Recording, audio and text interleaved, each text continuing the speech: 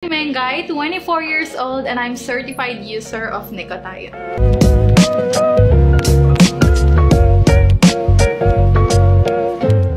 As a user, syempre yung una kong kinoconsider kung FDA approved ba or register, of course. And then, yung next naman, of course, is yung formula nga. So, syempre kapag ka maganda yung formula, mas bibilhin. And of course, kapag ka mura, like Nicotine, super affordable lang niya. And then, napakaraming benefits sa katawan natin. Tapos, napakadami kong ginamit ng mga supplements like iba pang mga whitening supplements. Pero, feeling ko talaga super hiyang ko yung Nicotine. Like, ilang months ko pa lang siyang ginagamit.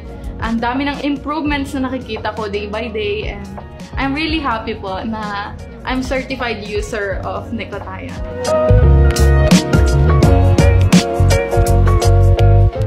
Yes, I highly recommend Nicotine sa lahat ng mga gustong pumuti, kuminis, or sa mga gustong bumata. Kasi alam niyo naman, Nicotine is 9-in-1, whitening supplement and anti-aging. So, ibig sabihin, dati kasi ang dami kong ginagamit ng mga supplements. Like, gumagamit ako ng separate na pill for collagen, umiinom ako ng mga pampafresh, tapos umiinom ako ng mga pampaputig like glutathione pills. Pero yun nga, dahil na-i-release na si Nicotine, I'm really happy dahil kahit isa na lang yung inumin ko, talaga naman super glowy na ako everyday.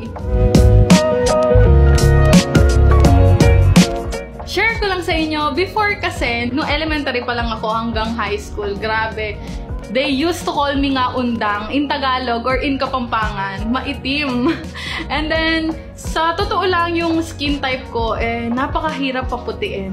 Kaya naman kung ano-ano na rin talaga yung mga tinry ko, whitening lotion, whitening supplements. Pero sabi ko nga sa inyo, makakahanap at makakahanap din kayo ng mga products na talagang magiging hiyang sa katawan natin. And I highly recommend Nicotine talaga.